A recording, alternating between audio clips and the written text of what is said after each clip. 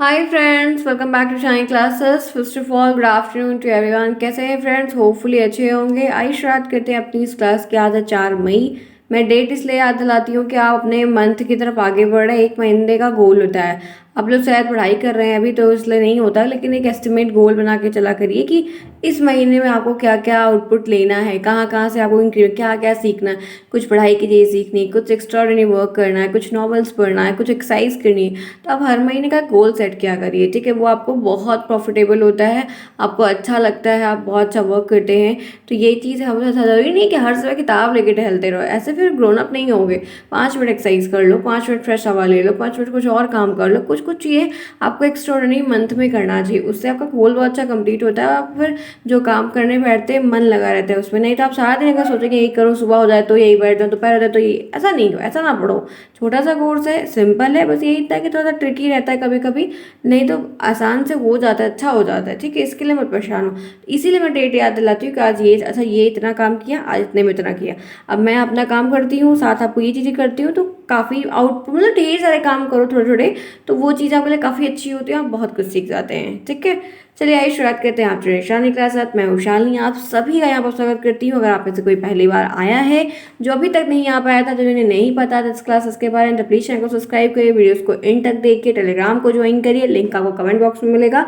और मैंने आपको सीटेड के कुछ नोट्स भेजे थे, अगर आप लोग को और चाहिए तो मैं आप लोग को और प्रोवाइड करवा सकती हूँ। ये सभी चीज़ें ईजिली अवेलेबल हैं, तो मेरे पास बहुत सारी पढ़ी भी हुई हैं, बस थोड़ा सा देखना होगा। वो अवेलेबल करवा दूंगी, जो पढ़ाया था, ये इंपॉर्टेंट क्वेश्चन जो मैं करवा रही हूँ वो सारे दे रही हूँ, और आपकी जो भी चीज़ें हैं वो हो रही हैं, ठीक है?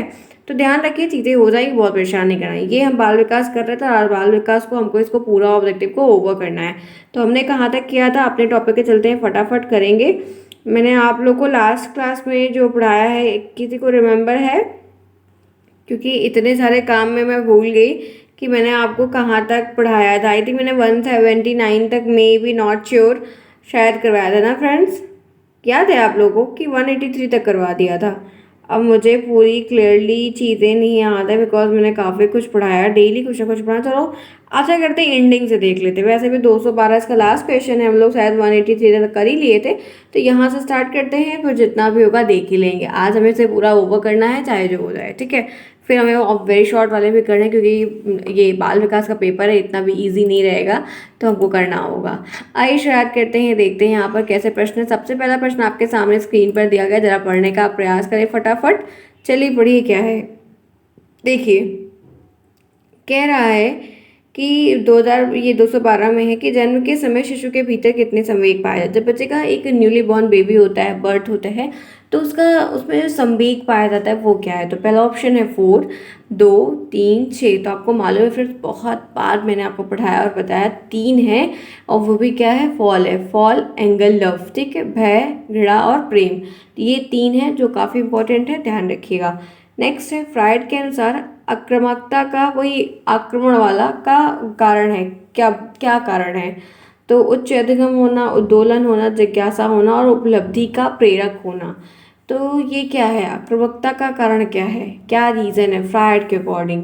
ऐसा क्या है जो ये चीज़ें देखने को मिल रही हैं बच्चों में सामान्यतः उस एज ग्रुप में? तो यहाँ पर जो राइट आंसर है वो है उद्दोलन, जिसकी वजह से ये गुण देखने को अक्सर मिलता है, जो कि 22 का प्रश्न है। फ्रायड की प्रॉपर्टी, जो फ्रायड ने, सिगमंड फ्रायड, इनका नाम है सिगमंड फ्रायड, इन्होंने जो प्रॉपर्टीज़ बताई, विशेषताएं बताई हैं अपनी, सारी लोगों की अपनी अपनी विशेषताएं, उनके सिद्धांत की अपनी अपनी विशेषताएं, तो उनकी विशेषताओं से ये क्वेश्चन आपको पूछा गया है। आगे बढ़ते हैं। फिर यहाँ पर सृजनात्मक बालक की विशेषता है कि वह सृजनात्मक बालक यानी कि क्रिएटिव बालक, उसकी जो विशेषताएं हैं वो क्या है? ये भी आपके 22 में आई थिंक पूछा गया है। हाँ, ये देखिए 22 में पूछा गया प्रश्न है। तो पहला ऑप्शन है कि संवेदनशील होना, दूसरा परिहास प्रिय होना, जिज्ञासु होना और उपयुक्त सभी। सृजनात्मक बालक की जो विशेषता है वो क्या है? 210 का कौन सा ऑप्शन आपका परफेक्ट है, करेक्ट है, बेस्ट है, उचित है, सॉलिड है, सब कुछ है? चलिए बताइए। 210, तो 210 का फ्रेंड सृजनात्मक वाला की विशेषता के कैरेक्टरिस्टिक की बात पूछता है, तो संवेदनशील उनका गुण है, हाँ है। और हाँ, परिहास प्रिय है, हाँ है। और जिज्ञासु हैं, ऑफ कोर्स हैं। तो यहाँ पर डी ऑप्शन जो है वो परफेक्ट है। आगे बढ़ते हैं नेक्स्ट 209। स्मृति एक आदर्श पुनरावृत्ति है। स्मृति मेमोरी जो होती है एक अच्छा रेपिटेशन होती है। तो ये कथन किसका है? जैक्स का, रॉक्स का, स्काउट का, राबन का। ये भी 22 में पूछा गया प्रश्न है। बताइए क्या होगा? 209 का कौन सा ऑप्शन सही है? स्मृति एक आदर्श पुनरावृत्ति है, ये कथन किसका है? तो एक ही ऑप्शन यहाँ परफेक्ट है, बेस्ट है, उचित है, वो आपका क्या होना चाहिए मैं बता देती हूँ। अगर नहीं ध्यान है, नहीं पढ़ा है तो ध्यान रखिए कि आपका ए ऑप्शन स्काउट ने कहा है। आगे बढ़ते हैं इसी के साथ। 3 प्रश्न हो गए, 3 नंबर आपको मिल गए। नेक्स्ट आइए, बालक में अभिप्रेरणा उत्पन्न करने का मुख्य स्रोत क्या होता है? मोटिवेशन अगर बच्चे को दिलाना है तो मेन सोर्स क्या है? तो यहाँ पर रुचि है, उद्दीपक है, आवश्यकता, उपयुक्त सभी है। तो बताइए क्या होगा? बहुत सारे लोगों का अलग अलग मोटिवेशन होता है। हो सकता है बहुत सारे लोग अपने पेरेंट्स से बात करते हैं, बहुत सारे लोग अपने फ्रेंड से बात करते हैं, बहुत सारे लोग अपने पार्टनर से बात करते हैं जो मैरिड है, या बहुत सारे लोग अपने मेंटोर से बात करते हैं जिसको आइडियल मानते हैं, उससे बातें करते हैं, कुछ उसका करते हैं। तो होता है मेरा तो घूमना है, मैं घूम लूँ, रिफ्रेशमेंट मेरा अपने आप हो जाता है, मुझे फिर की ज़रूरत नहीं पड़ती है। ठीक है, या तो दर्शन वगैरह होता है मंदिर के। चलिए बताइए आप लोग कैसे करते हैं? उम्मीद है आप लोग भी ऐसा ही कुछ करते होंगे तिगड़म। चलिए बताइए 208 का। तो यहाँ पर बच्चों को जब प्रेरणा देने, क्योंकि अब प्रेरणा नहीं देंगे तो वही बात कही जाती है ना, मन के हारे हारे मन के जीते जीत। मन लगा रहेगा तो आप वो कर्म करते रहोगे। तो यहाँ पे उपयुक्त सभी हो, दीपक भी रहता है कि हमें वो चीज़ करनी है, हमें वहाँ तक पहुँचना है। आवश्यकता भी बहुत ज़रूरी रहती है। कभी कभी होता है कि नहीं, ये काम कर लेंगे तो कुछ पैसे मिल जाएंगे, इससे काम हो जाएगा, इससे काम होते। और रुचि भी रहती है कि इंटरेस्ट आता है, खाली बैठने से अच्छा कुछ करो, खुद को यूटिलाइज रखो। तो ये चीज़ें हैं। ठीक है, आगे बढ़ते हैं इसी के साथ। देखिए 207। चिंतन के साधन में क्या एक है? क्या एक है? चिंतन में क्या? संकेत, रटना, गुणों का विश्लेषण करना और सामान्यीकरण। ये आपके 22 का पूछा गया प्रश्न है। 22 में आया। 22 के क्वेश्चन 23 में आने की चांसेस कम रहते हैं क्योंकि तुरंत तुरंत का रहता है। पीछे के जो पेपर्स है उनके आने की चांसेस रहती है। चिंतन के साधन में एक है, क्या है? चिंतन, थिंकिंग, थॉट्स। बताइए आंसर करिए क्या होगा? 206 में क्या होगा? चलो फटाफट क्लास को भी लाइक करो इसी वक्त। चलो ईच एंड एवरीवन। कल आप लोगों की क्लास नए क्लासेस पे नहीं हो पाई थी तो कोई नहीं, हम क्लासेस करेंगे आज, वहाँ पर क्लासेस आपको मिलेगी। चलिए बताइए, चलिए चलिए चलिए फटाफट 206 में क्या होगा? तो फ्रेंड्स यहाँ पर आपसे 206 में जो पूछा जा रहा है कि आत्म, नहीं 207 पूछा जा रहा है पहले। तो 207 का एक ही ऑप्शन सही है, वो यहाँ पर चिंतन के साधनों में से सबसे इम्पोर्टेंट जो है वो संकेत है। हमें जैसे चिंतन हम करते हैं, हमें कुछ दिखता है, कोई अलर्ट दिखता है या एक संभावना मन में होती है कि नहीं ऐसा हो सकता है, तो हम उसके बारे में सोचते चलते हैं ना। जैसे आप कोई कुछ कर रहे हो तो कुछ सोचते हो कि अच्छा अगर ये चीज़ नहीं हुई तब क्या करेंगे, हम एक स्टेप बैक लेके चलते हैं ना, सोचते हैं। तो वही चीज़ यहाँ पर आपको, ये ऑप्शन सही है सारे ऑप्शन में से। नेक्स्ट आइए, आत्म केंद्रित व्यक्ति का व्यक्तित्व होता है। जो दो लोग आत्म केंद्रित होते हैं व्यक्ति, उनका व्यक्तित्व कैसा होता है? अंतर्मुखी होता है, उभयमुखी होता है, बहिमुखी होता है, सभी। ये 22 से पूछा गया प्रश्न है। बताइए आंसर करिए। क्या आप में से कोई आत्म केंद्रित है? क्यों, ऐसा कोई है यहाँ पर? आप लोग की तो दोस्तियाई बड़ी चल रही है आजकल। चलिए बताइए क्या होगा? 206 में क्या होगा बताओ? आत्म केंद्रित व्यक्ति का व्यक्तित्व, तो यहाँ पर ध्यान रखिए ना, वो अंतर्मुखी इंट्रोवर्ट टाइप का, चुप रहना। अच्छे भी होते हैं, कभी कभी घातक भी हो जाते हैं। नेक्स्ट देखिए, निम्न में से कौन सा प्रकार कोई एक ऐसा प्रकार है जो मनोवैज्ञानिक है? बहिर्मुखी, सैद्धांतिक, राजनैतिक और भक्तिहीन। ये भी 22 से पूछा गया प्रश्न है। ऐसा कुछ एक फैक्टर इसमें दिया गया है जो मनोवैज्ञानिक को दर्शा रहा है। तो मनोवैज्ञानिक, साइकोलॉजी, और साइकोलॉजी में जितने भी वर्ड आए हमने यही बहिर्मुखी अंतर्मुखी ही पढ़ा है। तो आपका ए ऑप्शन करेक्ट है। भक्तिहीन दूसरी चीज़, वो आदर्शवाद में आ जाएगी। सैद्धांतिक, हमने सिद्धांत पढ़ा है, सैद्धांतिक चीज़ें नहीं है। राजनीति की तो बिल्कुल बात नहीं है। तो आपका ए ही ऑप्शन जो है बेस्ट है। नेक्स्ट आओ, बालक के नैतिक विकास का तात्पर्य कैसे? नैतिक विकास यानी कि मोरल डेवलपमेंट। तो ये किससे है? सामाजिक विकास से, धार्मिक विकास से, चारित्रिक विकास से और शारीरिक विकास से। मोरल डेवलपमेंट का क्या आपको यहाँ पर लग रहा है कि क्या चीज़ें होंगी? नैतिक विकास। तो यहाँ पर एक ही ऑप्शन आपका बेस्ट है। आई होप सो कि आपको भी समझ में आ रहा होगा कि क्या है, गलती नहीं करेंगे। बेसिक सा है, सिंपल है, इट्स टू इजी।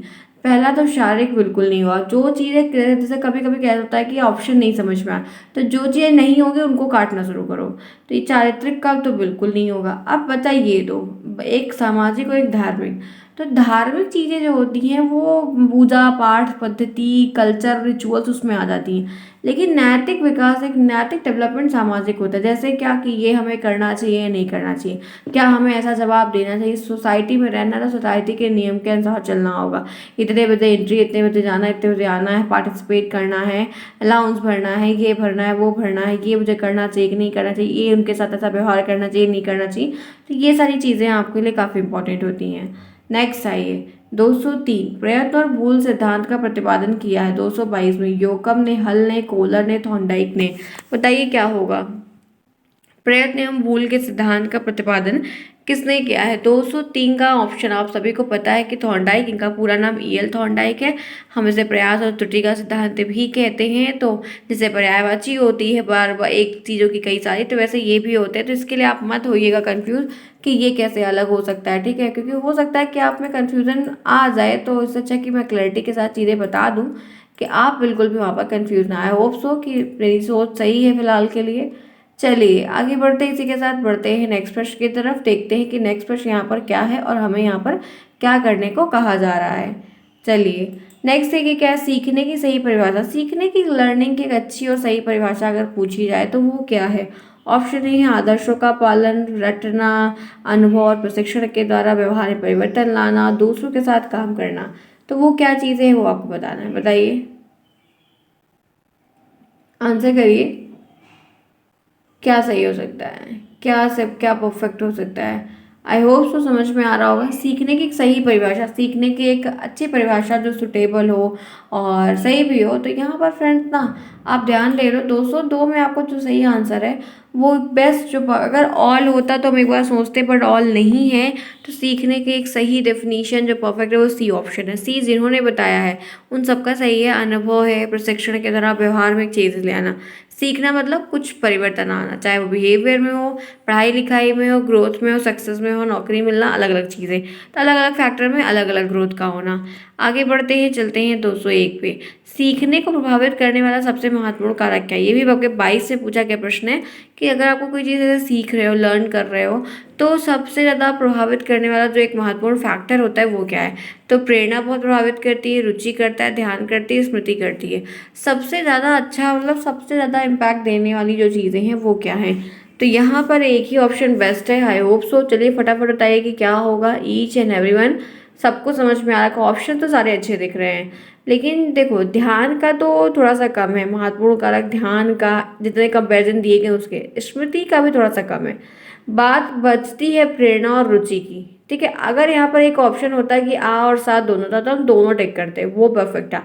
लेकिन इसमें दोनों में से कोई एक हमें चूज करना है तो हम रुचि के साथ जाएंगे, क्योंकि अगर इंटरेस्ट है तो आपको प्रेरणा की, आपको मोटिवेशन की जरूरत नहीं पड़ने वाली है। आप अगर तत्पर हो किसी चीज़ सीखने के लिए तो आपको खेलने के लिए कोई कहता है तो बेटा खेलो, कोई कहता है, कोई माँ बाप खेलने के लिए कहते हैं नहीं, क्योंकि हम खुद ही तत्पर रहते हैं। कॉलेज स्कूल मतलब क्या था, आए काम किए, जैसे फटाफट काम हुआ, बच्चे बुलाए चलो, होता है ना। पहले यही होता था कि नहीं होता था, अब तो खेलना ही छोड़ दिया है। जिंदगी चलो आगे चलो, बड़े हो जाओगे आप लोग ना, सब समझ में आएगा कि क्या खेल खिलाती है। आइए फिलहाल आप लोग बड़े भी हैं, बहुत सारे लोग मेरे से भी बड़े हैं। 202 में आइए क्या होगा। नवजात शिशु में हड्डियों की संख्या कितनी होती है। 100 होती है, 270, 205 और 350। नवजात शिशु में कितनी हड्डियाँ होती हैं। छोटा सा रहता है लेकिन हड्डी बड़ी ज़्यादा रहती है। चलिए बताइए कितनी होती है। ऐसे पढ़ाया है, आज एक कमेंट बॉक्स में बता दीजिएगा आप लोग। चलिए पढ़ाया है तो कुछ आप लोग भी अपना पार्टिसिपेंट करिए। चलिए 199 99, ठीक है, 1999। बताओ बुद्धि का विकास लगभग पूर्ण हो जाता है, कब पूर्ण हो जाता है। शैशवावस्था में, किशोरावस्था में, बाल्यावस्था में, सभी अवस्थाओं में। बताओ बुद्धि का विकास कब पूरा हो जाता है। हमारे ख्याल से ना कभी पूरा नहीं होता है, क्योंकि हम लोग को जब भी कोई चीज़ होती है तो यही होता है, अरे चलो, क्यों होता है ना अक्सर। लेकिन मेनली अगर किताबी चीज तौर पर देखेंगे तो किशोरावस्था में, ठीक है। एडोलसेंस के स्टेज में, क्योंकि आप जो है जितना बुद्धि होना होता है, दिमाग डेवलप हो जाता है, क्या करना है, कैसे करना है, क्या उचित है, निर्णय ले पाते हैं ना हम, एक डिसीजन ले, सेल्फ डिसीजन मेकिंग हो जाते हैं। Next I 198। बाल विकास के अंतर्गत निम्नलिखित आयु वर्ग है। बाल विकास के अंतर्गत जो एक निम्नलिखित एज वर्ग है वो क्या है। 0 से 18 वर्ष, 20 से 30 वर्ष, 25 से 35 वर्ष, 35 के ऊपर। तो यहाँ पर क्या होगा, 198 का कौन सा ऑप्शन सही होगा। तो बाल विकास के अंतर्गत अगर हम आयु वर्ग की बात करते हैं, एक एज की बात करते हैं, तो यहाँ पर ध्यान रखना है कि बाल विकास के अंतर्गत का जो पूरा एक शुरुआती पॉइंट से लेके एंडिंग पॉइंट है वो 0 से 18 तक है। 18 तक का ही खेल बताया जाता है पूरा। सब 22 प्रश्न बने, देख रहे हैं 22 में, तो अच्छे नए प्रश्न भी बनते, जरूरी नहीं कि सारे पुराने ही आते। आगे आइए बात करते हैं आंकड़ों के प्रकार हैं। आंकड़ों के जो प्रकार है वो क्या, अवर्गीकृत, अवर्गीकृत, वर्गीकृत, वर्गीकृत और उपयुक्त में से सभी। आप में से कोई कहा था कि मैम फिजिक्स के न्यूमेरिकल्स करा देगा, तो फिजिक्स के न्यूमेरिकल्स में देख लेंगे, एक ही 2-3 बनेंगे, मिक्स कॉम्बो में करवा देंगे, क्योंकि नहीं आता है उतना सिलेबस। फिजिक्स साइंस से बायो ज़्यादा आता है, साइंस में बायो के क्वेश्चंस ज़्यादा आते हैं in comparison to other questions. अब तो लेकिन इस बार थोड़ा सा 1-2 रिएक्शन दिया गया था, तो देखते हैं। अब उसमें समझ नहीं आ रहा कि किस साइड का रिएक्शंस करवाएं, क्योंकि जब सिलेबस की चीज़ नहीं आएंगी तो फिर मतलब नहीं होगा करने का ना, टाइम वेस्ट करने हैं। लेकिन फिर भी देख लेंगे 1-2, ठीक है, उसके लिए परेशान नहीं होना, बता देंगे। तो 197 में क्या होगा, तो 197 का आपका दूसरी ऑप्शन है, जिसमें वर्गीकृत और अवर्गीकृत दोनों प्रकार के आंकड़े आते हैं, मतलब एक अरेंज डाटा और एक जो अरेंज डाटा नहीं होता है वो भी तो उसके अंतर्गत आता है। नेक्स्ट, स्मृति सीखी हुई वस्तु का एक सीधा उपयोग है, ये कथन किसने कहा, मैकडूगल का, रॉस का, स्किनर का, वुडवर्थ का। ये भी 22 का प्रश्न है, 19 का है। चलिए बताइए, सीखी हुई स्मृति, सीखी हुई वस्तु, वस्तु का स्मृति सीखी हुई वस्तु का सीधा उपयोग है, बताइए क्या होगा 196 में। तो यहाँ पर ध्यान रखिए, स्किनर साहब, BF स्किनर, बुहास फेडरिक स्किनर। 19 में, वह प्रेरक जिन्हें व्यक्ति अपने प्रयासों से प्राप्त करता है वो क्या कहलाते हैं, अर्जित प्रेरक, निर्देशित प्रेरक, जागृत प्रेरक और व्यवहार को प्रचालित प्रेरक। 195, वह प्रेरक जिन्हें व्यक्ति अपने प्रयासों से प्राप्त करता है, अपने प्रयासों से सीखता है, उसको अर्जित करता है। तो यहाँ पर ध्यान रखिएगा कि जब हम कोई ये प्रयास करके सीख रहे हैं तो हमारे अर्जित प्रेरक के अंतर्गत आता है। अधिगम स्थानांतरण के सिद्धांत, मानसिक शक्तियों का सिद्धांत, समान तत्वों का सिद्धांत, सामान्यीकरण का सिद्धांत और उपयोग सभी। 19 से पूछा गया प्रश्न है, बताइए 194 में क्या होगा।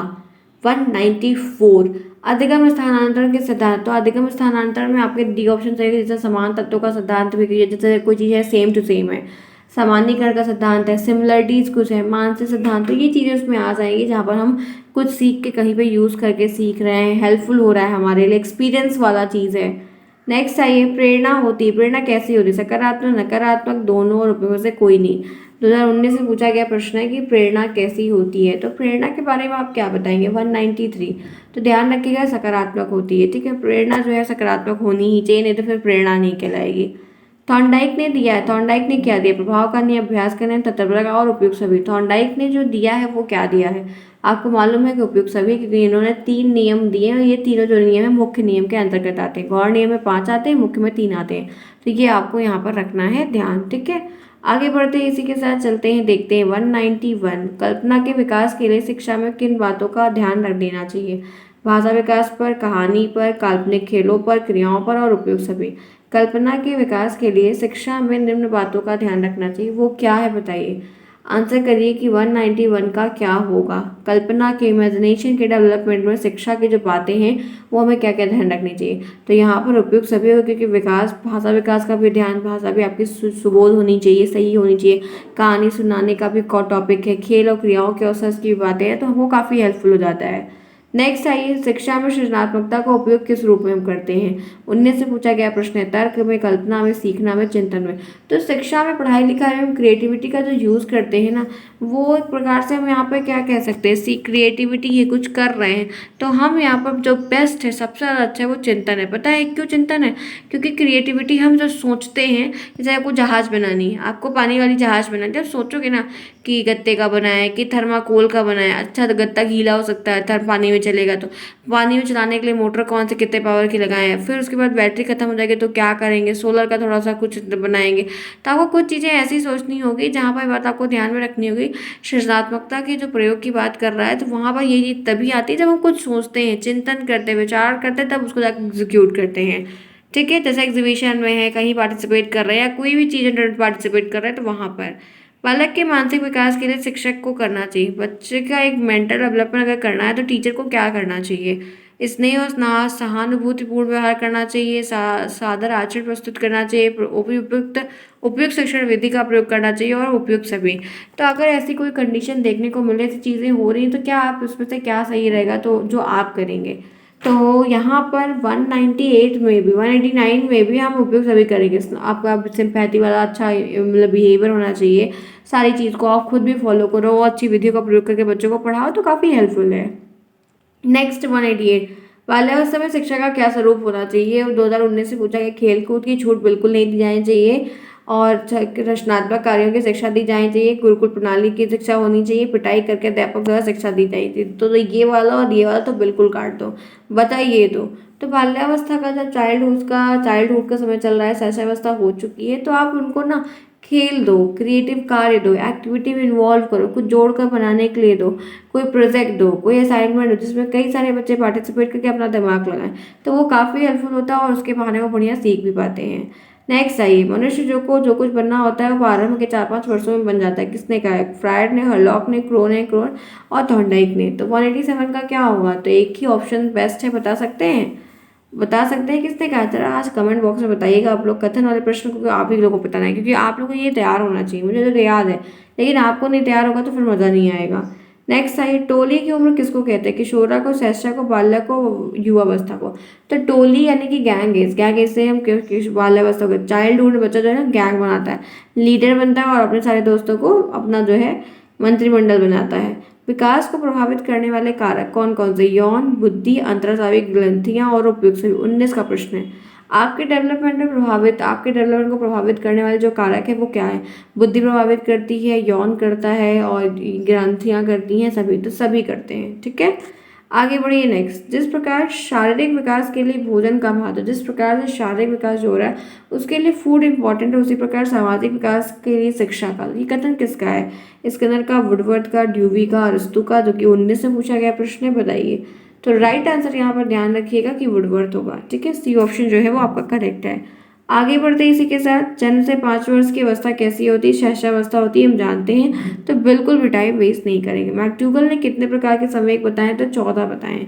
कितने बताए नहीं पता, मैं बता देती हूँ, ये सवाल सारे के सारे आउट ऑफ सिलेबस प्रश्न, 14 इंस्टिंक्ट बताए हैं मैक्ट्यूगल ने। नेक्स्ट आइए, सिगमंड फ्राइड के द्वारा प्रतिपादित व्यक्तित्व विकास के सिद्धांत को क्या कहा जाता है? 18 का प्रश्न है। शारीरिक विकास सिद्धांत, भावात्मक, मनोविश्लेषणात्मक और ज्ञानात्मक। सिगमंड फ्राइड के द्वारा प्रतिपादित व्यक्तित्व विकास के सिद्धांत को क्या कहा जाता है? तो मनोविश्लेषणात्मक का सिद्धांत जो है वो सिगमंड फ्राइड का है, जो कि टेट का प्रश्न है, लेकिन आप में भी पूछा गया, एक बार ध्यान रखिएगा। संज्ञानात्मक क्षमता की कमी से व्यक्ति को कठिनाई होती है। अगर संज्ञानात्मक की क्षमता है व्यक्ति में, तो जो कठिनाइयां आ रही वो क्या है? शारीरिक विकास, व्यवसायिक, समायोजन और बौद्धिक। 18 में पूछा गया प्रश्न है, बताइए, आंसर करिए। संज्ञान, कॉग्निशन, बुद्धि का विकास हो जाएगा इसमें। ठीक है, आगे चलिए, कॉग्निटिव डेवलपमेंट। नेक्स्ट, शारीरिक रचना, बुद्धि, रुचि, व्यक्तित्व आदि में एक दूसरे से, ये मैंने आपको पढ़ाया था। तो मैंने 179 तक आपको करवाया था कल की क्लास में, और आज उसके पूरा एंड तक मैंने आपको करवा दिया। तो फ्रेंड्स, आपका बाल विकास होता है आज की इस क्लास में ओवर। ऑब्जेक्टिव आपके सारे के सारे हो गए हैं। अब हमें सिर्फ इसके वही शॉर्ट करने हैं, और जो इम्पोर्टेंट मैं आपको कल मैंने आपको नासा और उस पर दिया था, जो भी टॉपिक आप बोल रहे हैं सारे टॉपिक्स मैं बीच में सबके सुन के करवा रही हूँ, तो सारे टॉपिक हो जाएंगे। ठीक है फ्रेंड्स, देखो रिवीजन कर लो, पूरी वीडियोस पड़ी हुई है, पूरा प्लेलिस्ट बना हुआ है, आप फटाफट स्पीड को इंक्रीज करके वहाँ से पढ़ सकते हैं। अगर यहाँ से पढ़ने में तकलीफ है, दिक्कत है, नहीं पढ़ पा रहे हैं, तो नोट्स ले लीजिए, वहाँ पर भी सब कुछ सारी चीज़ें और अच्छे से दी गई हैं। क्वेश्चन भी बहुत सारे बीच बीच में इंक्लूड करके दिए गए हैं, तो वो भी आपके लिए हेल्पफुल है। जो आपको सुटेबल लगे वो कर लो, लेकिन परसेंट लेके आओ, पास हो, इतनी गारंटी अपने अंदर बना कर रखो। ठीक है, मिलते हैं फिर नेक्स्ट में नई क्लासेस के साथ। अपने सेम टाइम पे क्लासेस करेंगे, एंजॉय करेंगे। तब तक के लिए take care, bye bye, see you soon, best of luck.